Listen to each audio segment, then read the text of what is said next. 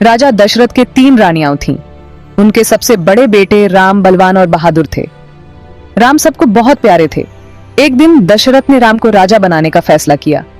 इससे सब बहुत खुश हुए, लेकिन एक समस्या थी।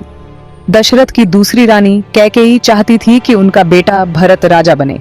उन्होंने दशरथ को 2 वचन याद दिलाए जो उन्होंने बहुत पहले उनसे किए थे। कैकेयी ने अपने स्वार्थ के लिए वचनों का उपयोग किया।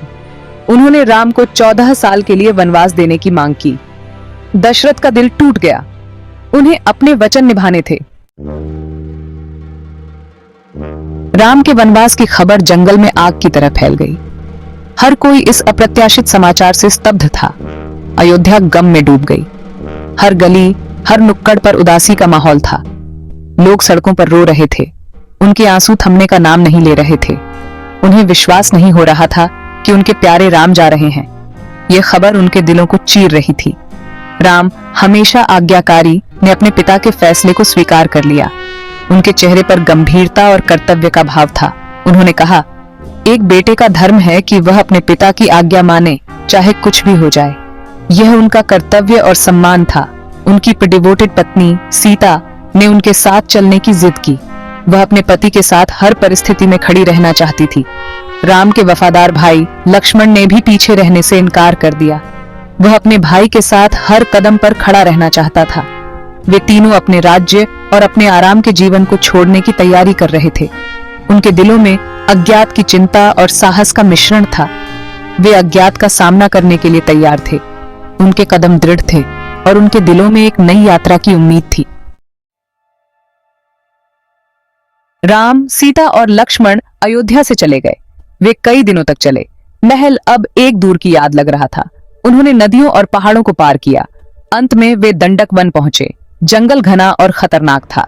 जंगली जानवर खुलेआम घूमते थे, लेकिन राम, सीता और लक्ष्मण डरे नहीं।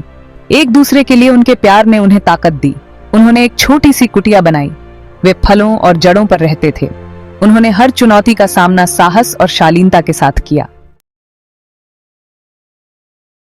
जंगल में जीवन सादा लेकिन कठिन था। राम ने अपने प्रियजनों को खतरे से बचाया। सीता ने अपने घर को प्यार से रखा। लक्ष्मण ने अपने भाई और भाभी की सेवा भक्ति से की। वे जंगल में कई ऋषियों और साधुओं से मिले। उन्होंने जंगल के रहस्यों के बारे में जाना। एक नेक राजकुमार के रूप में राम की प्रसिद्धि फैल गई। जंगल, जो कभी निर्वासन का स्थान था, उनका घर बन गया। अपनी कठिनाइयों के बावजूद उन्हें अपने साथ रहने में खुशी मिली। एक दूसरे के प्रति उनका प्यार दिन ब दिन और मजबूत होता गया।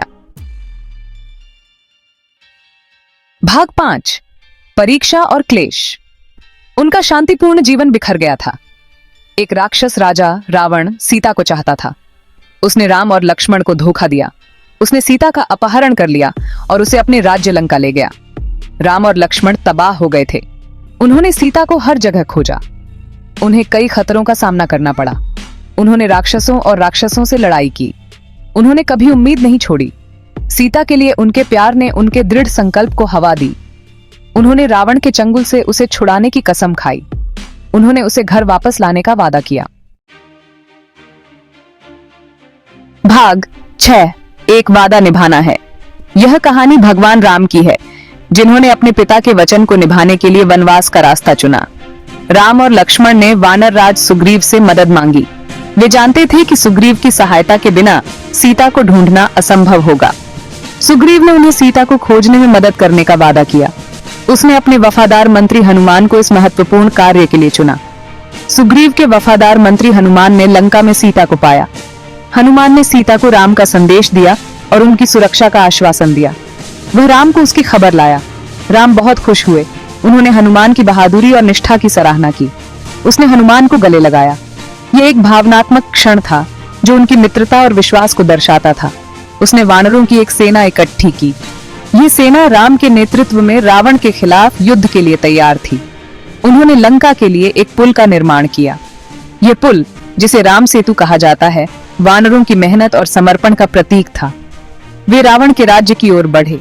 उनकी आंखों में दृढ़ संकल्प और दिल में साहस था। वे सीता को बचाने के लिए दृढ़ थे। अंतिम लड़ाई भयंकर थी। दोनों सेनाओं ने अपनी पूरी ताकत झोंक दी। राम ने रावण के खिलाफ बहादुरी से लड़ाई लड़ी। उनकी वीरता और रणनीति ने युद्ध का रुख बदल दिया। उसने राक्षस राजा को मार डाला। रावण का अंत राम के न्याय और धर्म की जीत का प्रतीक था। उसने अपनी प्यारी सीता को बचा लिया। उनका पुनर्मिलन एक वादा निभाने की कहानी का सुखद अंत था। भाग 7 विजय और वापसी। रावण की हार के बाद हर तरफ खुशी थी। सीता का आखिरकार राम से पुनर्मिलन हो गया। वे लक्ष्मण और अपने सहयोगियों के साथ अयोध्या लौट आए। उनके आगमन के लिए शहर को सजाया गया था।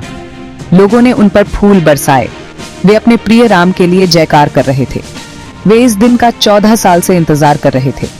उनके दिल खुशी से भर गए। राम का वनवास आखिरकार खत्म हो गया था। उसने अपने पिता से किया वादा निभाया था। वह एक विजयी राजा के रूप में अयोध्या लौटा था।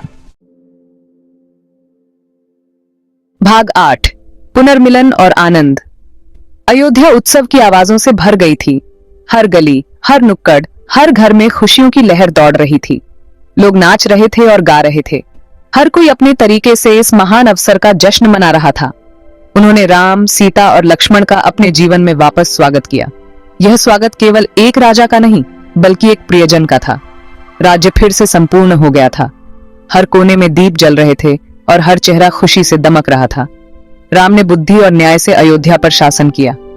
उनके शासन में हर व्यक्ति सुरक्षित और सम्मानित महसूस करता था। वह अपने राज्य में शांति और समृद्धि लाया। बाजारों में रौनक थी और लोग अपने जीवन से संतुष्ट थे। उसने एक अच्छा राजा बनने का अपना वादा निभाया। राम ने अपने प्रजा के साथ हमेशा न्याय और करुणा से व्यवहार किया। वह वनवास में सीखे सबक को कभी नहीं भूला। वनवास के कठिन समय ने उसे और भी मजबूत और दयालु बनाया। राम की वापसी की कहानी इस बात की याद दिलाती है कि बुराई पर अच्छाई की हमेशा जीत होती है। यह कहानी हमें सिखाती है कि धैर्य और सत्य की राह पर चलने से अंततः विजय मिलती है। यह आशा और प्रेम का संदेश है। राम, सीता और लक्ष्मण का पुनर्मिलन हमें यह सिखाता है कि सच्चा प्रेम और समर्पण कभी व्यर्थ नहीं जाता। भाग 9 एक स्थायी विरासत। राम की कहानी हम सभी के लिए प्रेरणा है। वह हमें कर्तव्य, साहस और प्रेम के बारे में सिखाते हैं। वह हमें दिखाते हैं कि प्रतिकूलता का सामना करने पर भी हमें कभी उम्मीद नहीं छोड़नी चाहिए।